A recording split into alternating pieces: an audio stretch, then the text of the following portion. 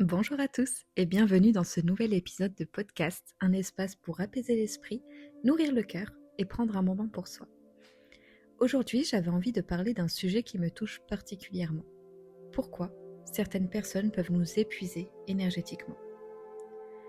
Peut-être que ça vous est déjà arrivé de passer du temps avec quelqu'un et de ressortir de cette interaction complètement vidé, fatigué, sans trop savoir pourquoi. Et souvent, ce qui est encore plus perturbant, c'est que ces personnes, on les aime énormément.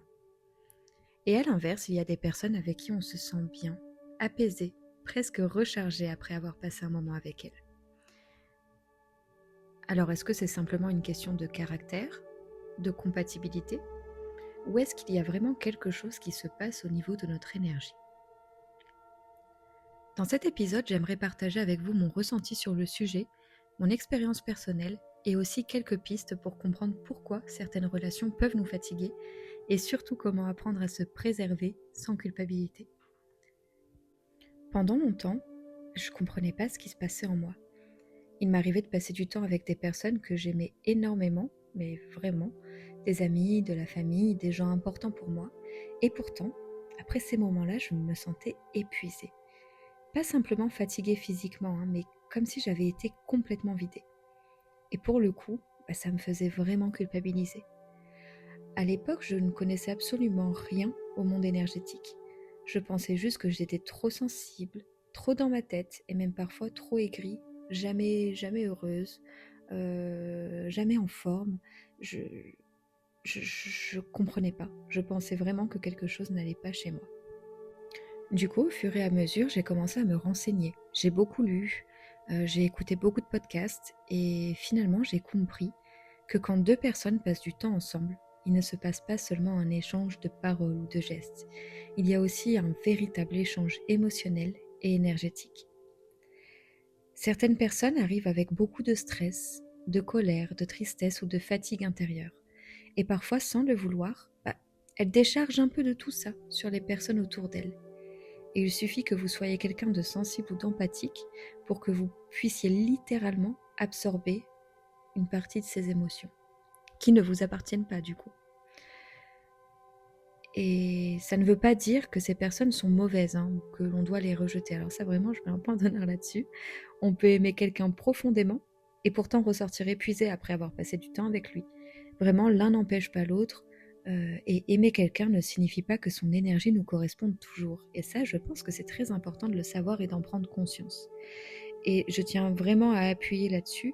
La plupart du temps, les personnes n'en ont absolument pas conscience. Elles ne le font pas exprès. Ça ne part pas d'une mauvaise intention.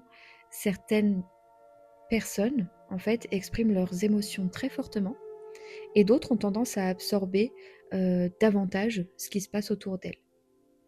En fait, on pourrait dire que chacun d'entre nous porte une certaine vibration, donc c'est-à-dire, vulgairement, pour pas trop rentrer dans le détail, une énergie qui reflète ce que l'on ressent à l'intérieur.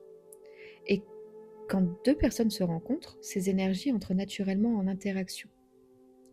Par exemple, si une personne se sent très stressée, très chargée émotionnellement et qu'elle se retrouve en présence de quelqu'un de très calme, de très posé ou de très apaisé, eh bien, il peut se passer quelque chose d'assez naturel. La personne qui se sent plus agitée peut se sentir immédiatement bien en présence de l'autre.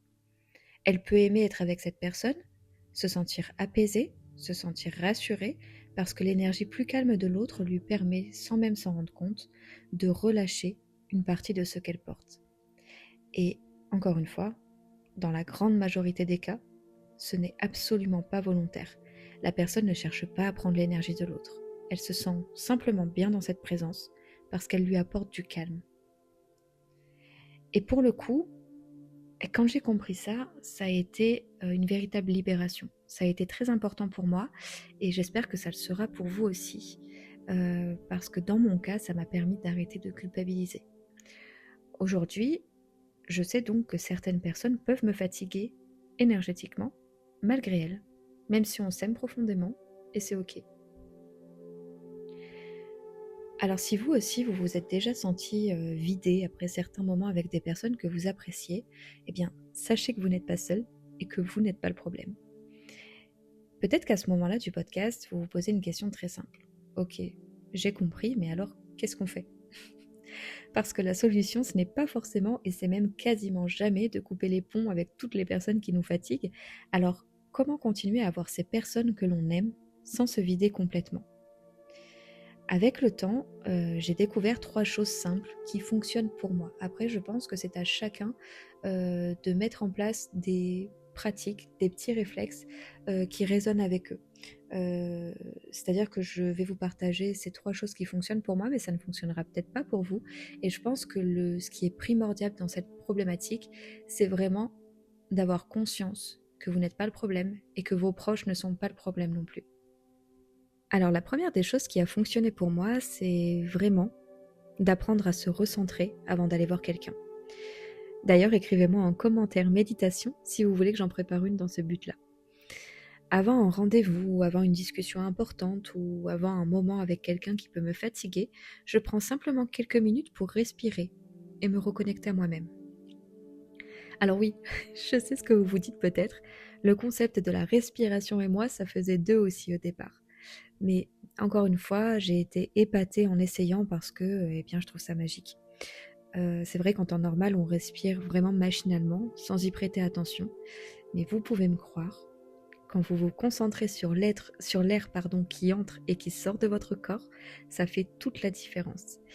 Et d'ailleurs, si ça vous appelle tout au fond de vous à ce moment-là, je vous recommande vraiment de faire des exercices de respiration et de noter la différence.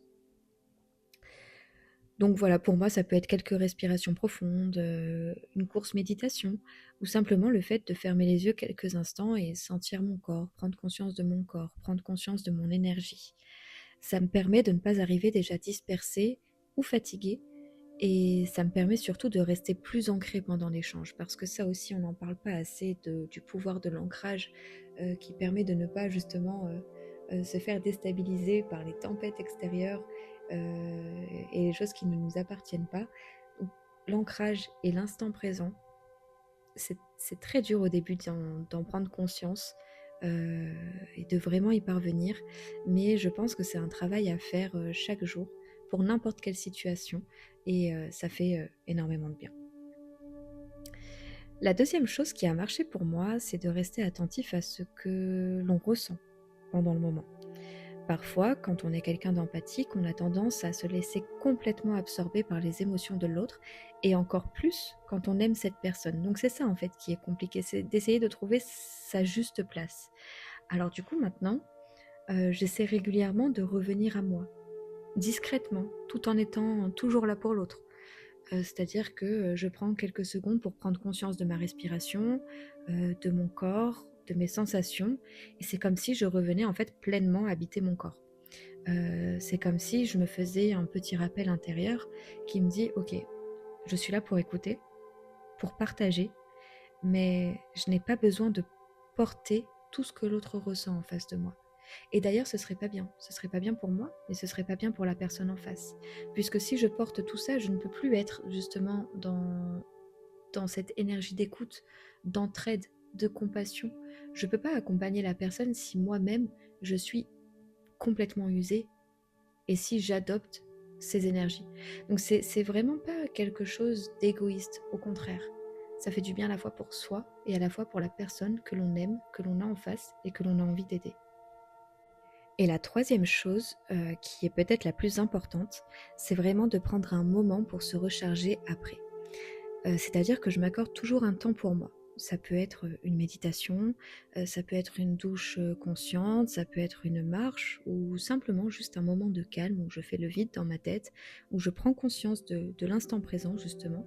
Et c'est comme si je laissais mon énergie se remettre naturellement en place.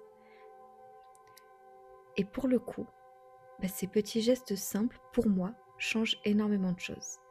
D'ailleurs, je suppose que parmi vous, certaines personnes sont au courant et appliquent leur propre méthode, que je serais ravie de lire en commentaire si le cœur vous en dit. Maintenant, j'aimerais finir ce podcast en disant que être sensible aux énergies, ce n'est pas une faiblesse. C'est simplement une sensibilité qui demande à être apprivoisée. Et parfois, il suffit simplement d'apprendre à mieux écouter son énergie, d'apprendre à écouter quand notre corps ou notre esprit nous dit qu'on a besoin de calme, d'apprendre à se retirer quand ça devient trop pour nous, pour pouvoir mieux revenir après. Parce que notre énergie est précieuse, et celle de l'autre que l'on a en face de nous l'est tout autant.